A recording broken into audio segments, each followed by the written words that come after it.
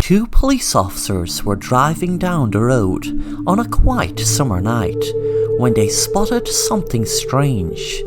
There was a car stopped at the side of the road, but it was in a position that a car shouldn't stop in since it was out in the middle of the road. Two of the police officers walked around to the car to investigate, and they nearly got sick when they realized what they saw.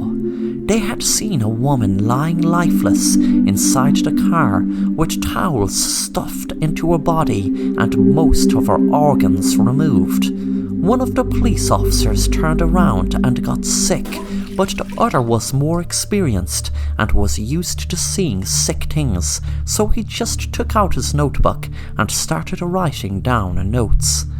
Then he rang back to the station to call in the crime scene. The police officers wondered what type of sick person could do that to anyone. They wondered, was it some dark ritual or even a sacrifice taking the baby out of the body, because there were really strange stories around the town for years and years of witchcraft rituals in the woods, and this road was by the woods.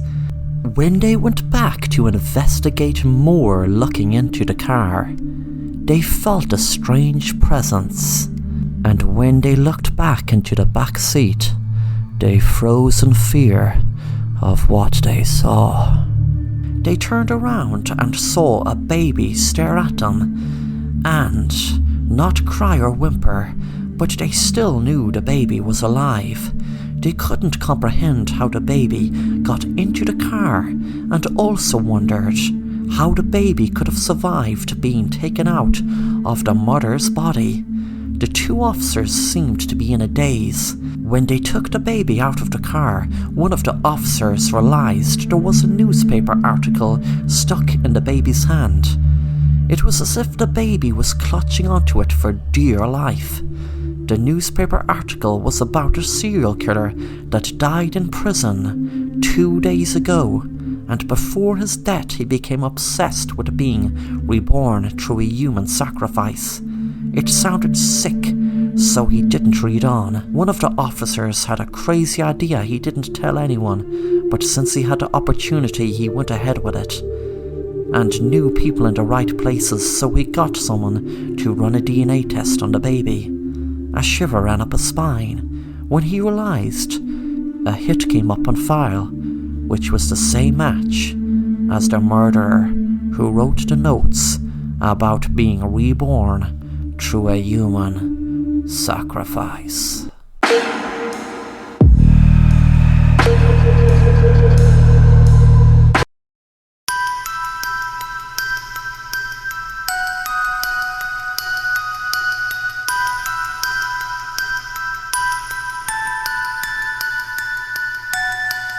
This is more of a vent post than a story. I have an unusual condition where I randomly age to any number. Some days I might be an old man, and other days I might be a baby. My parents did their best to give me the best life they could offer. I couldn't go to school all of the time because I would wake up completely old at a height of 6'2", while the night before I was just a crying baby. There are times I would wake up at the right healthy ages, from 15 to 45, and that's just my opinion. My dad would promise me to take me somewhere fun as I was a child. Then the next day I would age up to an old man again, and all I wanted to do was watch the news. I wish I could just age in order like everyone else.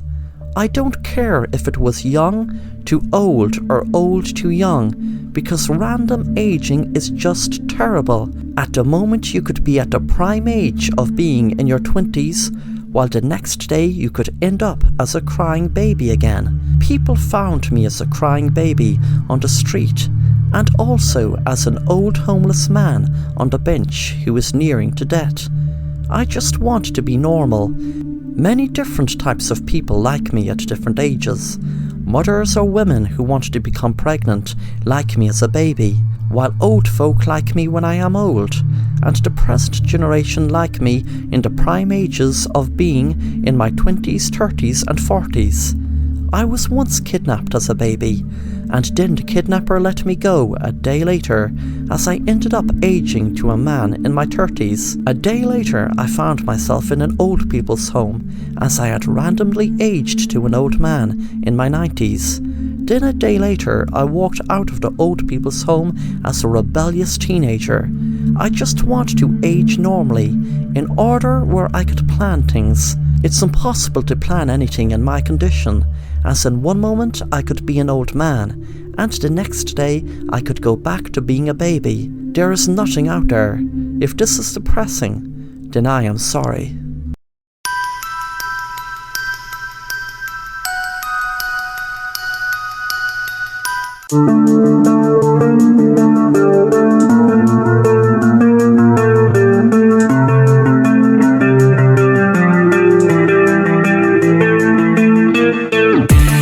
Hello, let me tell you about a story about a detective called Mason. He had a brilliant idea for investigating crime scenes.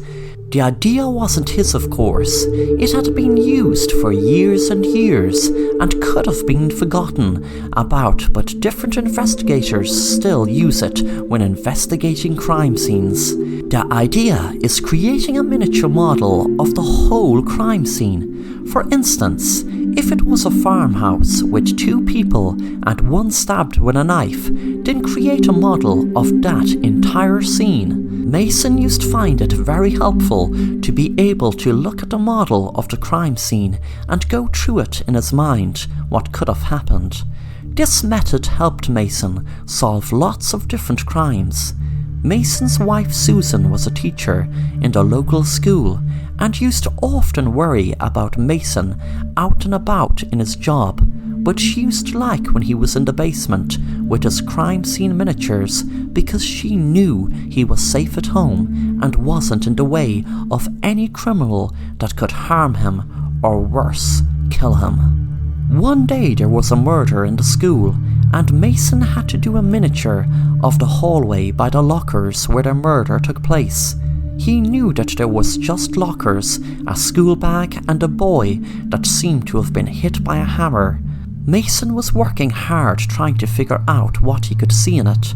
Sometimes he wondered, was it harder there being a lot to the scene or less? But he knew one thing, that no matter how much there was in the scene or how little, it seemed to help him having a miniature model.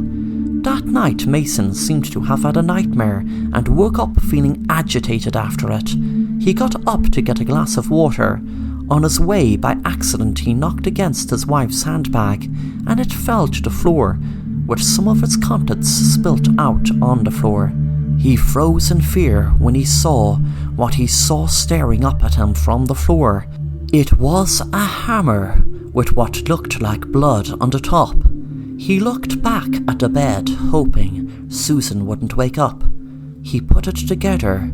Susan had been talking about a boy who was constantly bullying her behind people's backs, and she was afraid to tell anyone because she felt they would think she had no control over her students. Mason knew the student was hit with a blunt object, which was very highly likely to be the hammer.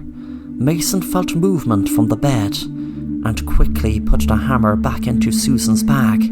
He went down to the kitchen and drank some water and then walked back to the basement and looked at the miniature model. He imagined Susan striking the student on the head with a hammer and knew that he heard the CCTV footage was missing, and that would be explained by Susan being able to have access to it to delete it. Every piece of the puzzle was falling into place. Suddenly he heard movement behind him and looked around. His wife Susan was standing next to him with a miniature model of himself lying in a pool of blood. She put the miniature model of him down on the ground and said, "Well, Mason, I was really hoping it wouldn't come to this where I have to finish this miniature crime scene, but it looks like I'll have to make the background, or basement." She pulled out a gun and shot Mason in his head.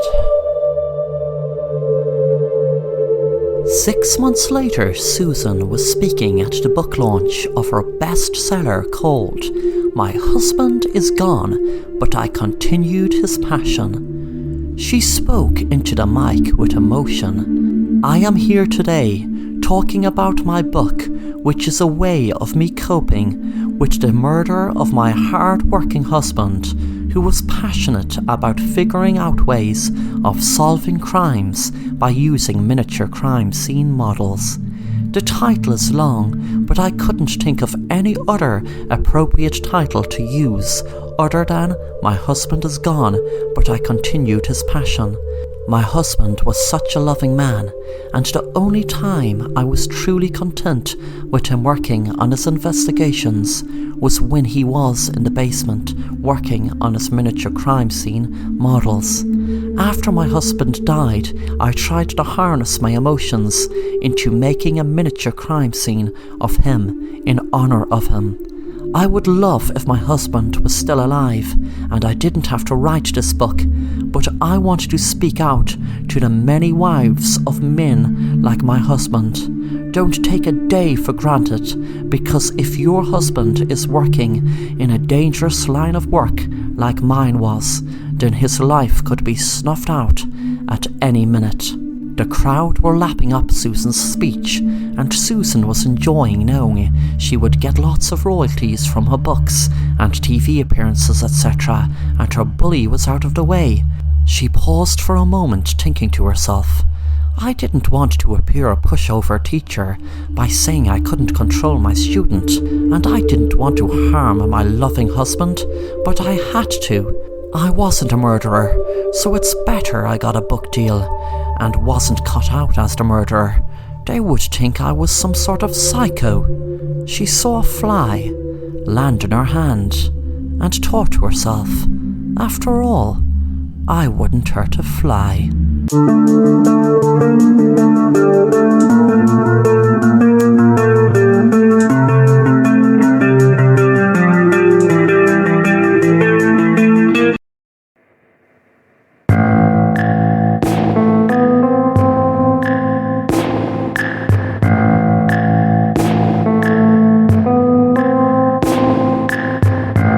Sam was on social media for a few years now, but didn't get half of the views he would have liked.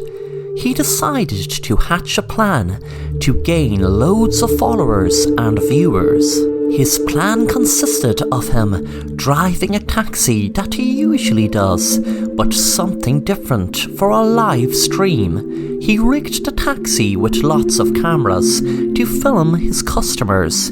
He had something very different planned for them. That difference was that he would have a needle in the back seat full of poison, and each customer who gets in would be killed from the poison going into their back. The needle tips were spread all over the back, so no matter where they would sit, they would get jabbed.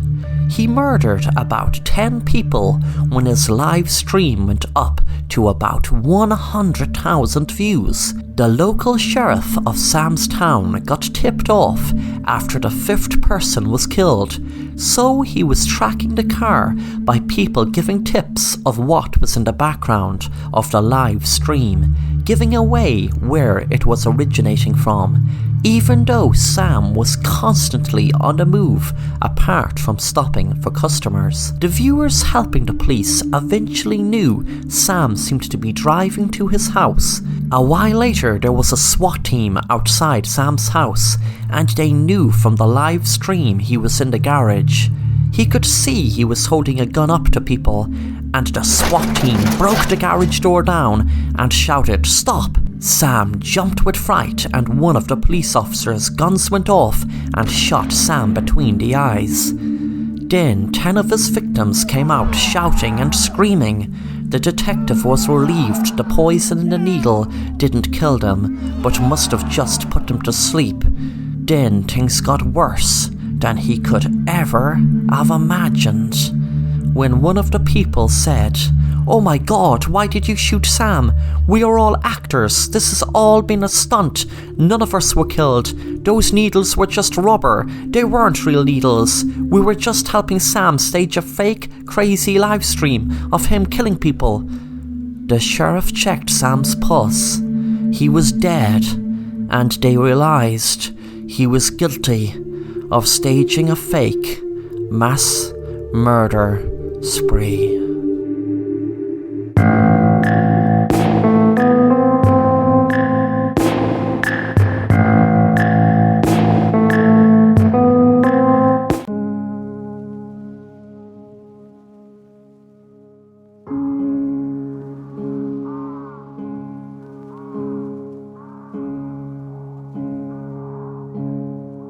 The story begins in the year 1899, when a monstrosity of a lighthouse was built in an island off Ireland. The weather and storms surrounding the area were lethal, and some say at the worst of times there would be waves 100 feet high. This lighthouse had to have people working there, but it was taken into account when building the lighthouse that if they did have one person living there would be so lonely and it would affect them so much being isolated, it would drive them mad. But if there were two, then them being together out in the middle of nowhere, it could drive them to kill each other. So that is what made it clear there would be 3 people working in the lighthouse. It went according to plan until 1900, when a photographer and his assistant and a very skilled sailor sailed out to the island, so the photographer could take photos of the lighthouse keepers and the lighthouse and island. It was then that everything got very strange, as they turned every stone in the island, looking all over for the 3 men, but couldn't find a trace of them. It was like they disappeared into thin air. It was not like them to have been swept away by being outside, as they usually always would go inside and bolt the door and stay in when it became evening, as they knew how dangerous the weather could get. The photographer was thinking of writing a story about the strange disappearance when suddenly he realized there was a crumpled up piece of paper in the room that he hadn't noticed before. He opened the paper and it had written on it, "I will help you solve the mystery of the lighthouse keepers and their fate. Wait outside the lighthouse at 4 p.m. The photographer was standing outside the lighthouse, hoping it was the right part, as it was so big. He was really anxious to find out who wrote the note and what they would say. There was no one on the island when they went looking, and they looked everywhere. Plus, the island wasn't that big. Suddenly, it got very stormy, and he could see a huge wall of water coming straight for him. It was then he realized that he wasn't only going to learn how the men died, but die exactly the same way. Just before the wave hit him, he saw the 3 ghosts of the men right in front of him.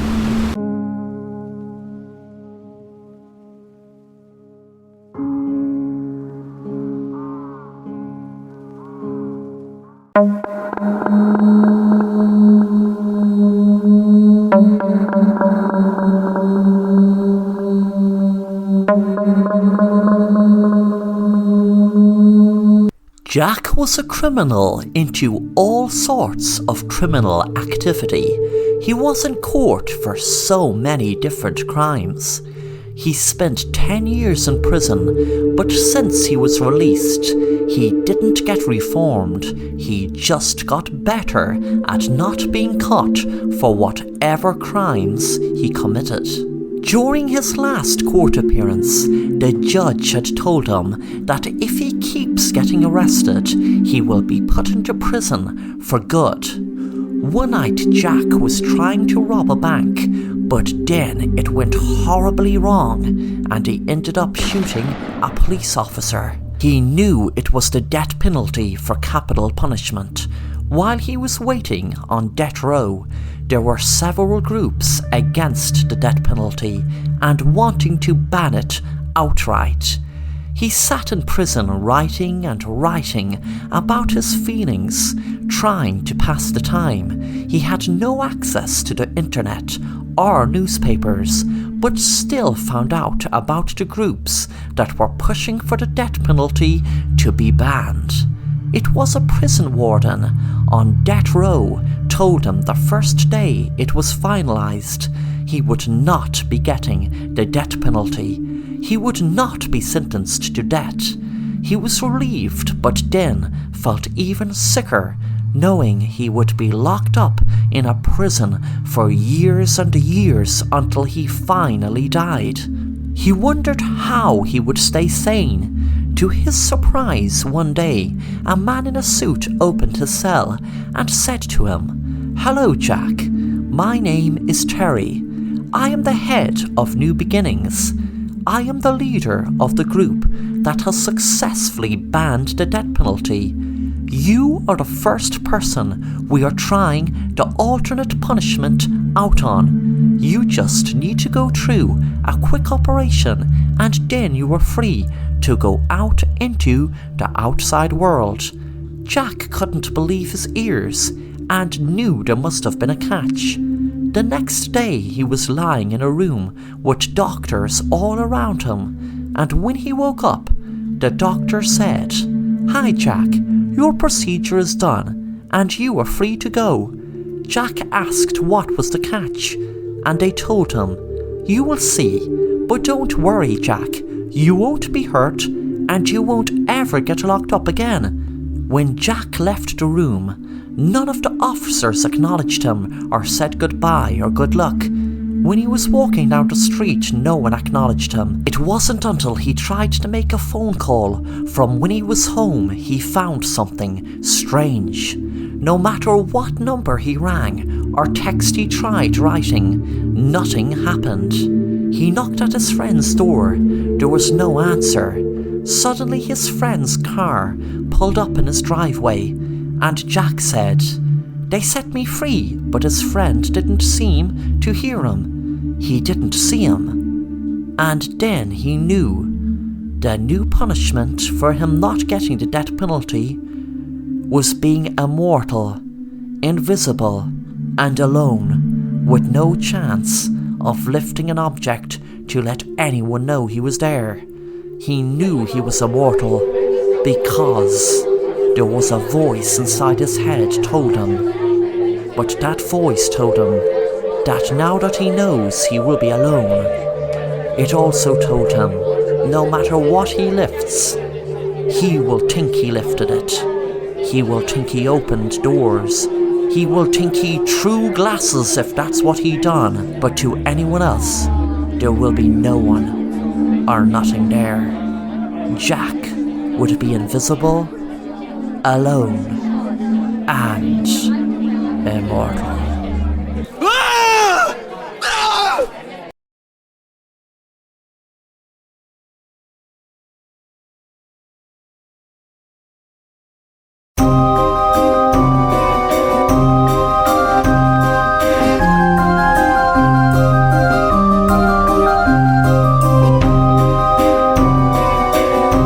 Hello, my name is Brian. Some people have a genuine phobia against clowns. They are genuinely petrified of them. I don't have that phobia. I have something much worse. I have a good reason to fear clowns, and Ferris wheels, and carnivals. The reason will become very clear as I go on and tell you my story, and tell you exactly what happened to me and two of my friends. After this story you will see why I never ever visit the carnival when it visits my town. It was a few years ago me and my friends visited the local carnival, and at the time we had so much fun. You see, it wasn't what happened to us in the carnival. freaked us out? No way. It was what happened afterwards. We were eating popcorn, we went on the Ferris wheel, and laughed so much at the silly clown, who was extra funny. But that night when I got home, I was tired and went straight to bed. I must have fell asleep fast, because I had such a bad nightmare that the clown in the carnival was holding a knife up to me and was about to kill me. There was all weird stuff happening in the nightmare. The next day in school, I was telling my friends about the nightmare, and they surprised me and shocked me by explaining to me in detail the same dream. But instead of what happened to me in the dream, it happened to them when they had their dream. Exactly the same, besides them being killed instead of me. Things don't end there though. The weirdest part about it is that no one in my town remembered any carnival coming this year. They said the last time the carnival came was last year. Me and my friends didn't have a clue what was happening because the three of us knew we were all at the carnival just 2 nights ago, and that night we all had the same dream. When the summer came, there was a poster for the carnival out, and to my surprise there was a photo of the exact same clown that tried to kill me in my dream. And before the dream, I have never ever laid my eyes on the clown. I froze in fear, knowing that it was exactly the same clown that was in my dream, and wondered how the hell this was happening. It's not as if I had a memory of a clown like him before. Me and my friends stayed away from the carnival for the whole 5 nights they were there. The day after the carnival left, there was pandemonium around my town, as there were 2 kids missing. People were putting up posters, and when I looked at the posters, I saw 2 of my friends' faces. I felt content knowing I had stabbed and killed both of them, but I didn't know why. They were my friends. But then I heard a voice inside my head telling me, "You have passed this incredible plan of mine. I conducted from the other side. I was a killer in your town years and years ago, so many years that folk today would have forgotten about me. Yes, but I hate that they forgot about me. But thanks to me having the power to get into your dreams and harness the energy, even when you're awake, yes, daydreaming, and your daydreams became a reality, that has made me a very happy clown. I looked in the mirror and snapped out of my daydream, and when I looked in the mirror, I was dressed as a clown and was just after stabbing myself in the neck."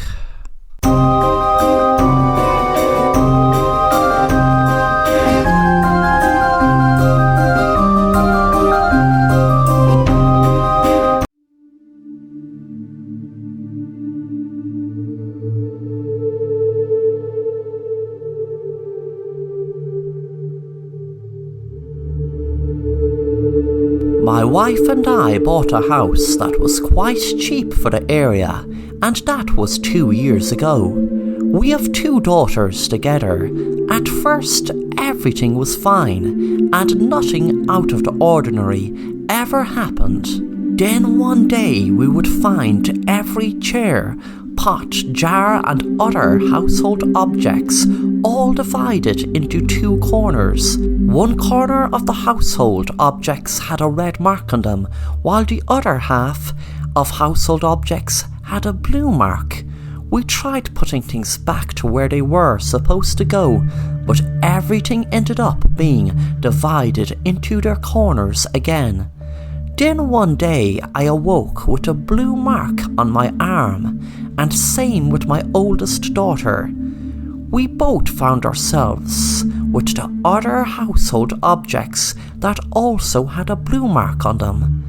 My wife and my youngest daughter had a red mark on them, and they awoke alongside the household objects that had a red mark on them as well. We then brought in a psychic, and she told us that the spirits from the married couple who used to live in this house are now finally divorcing in the afterlife. They have split up everything 50-50 and marked them red and blue. Red is for the deceased husband, and the blue is for the deceased wife. My wife and I looked at each other, as we both knew we would be taken away. We knew we had to get out of this house or sell it as quick as possible. Then one day, some of the household objects that were divided into red and blue had disappeared. Our daughters were part of the disappearance. The two spirits are slowly taking their 50-50 divorce splits. Me and my wife are just waiting for us to get taken now.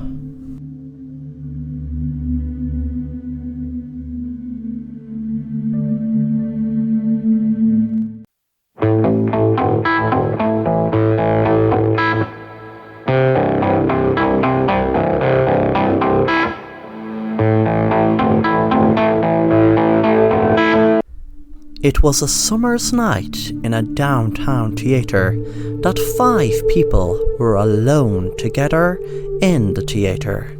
Alone because they were rehearsing for a very, very dangerous magic trick for the next night.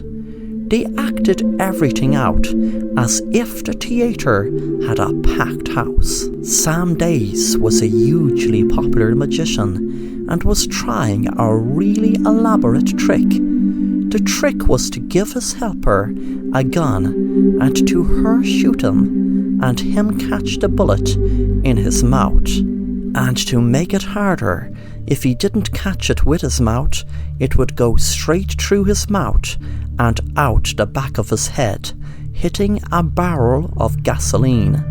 The bullet was an expanding bullet, which meant it would penetrate his skull if he didn't catch the bullet. Sam's hostess, Sherry, was standing on the stage with him. The other 3 were in the audience watching. They would take part in other magic tricks after.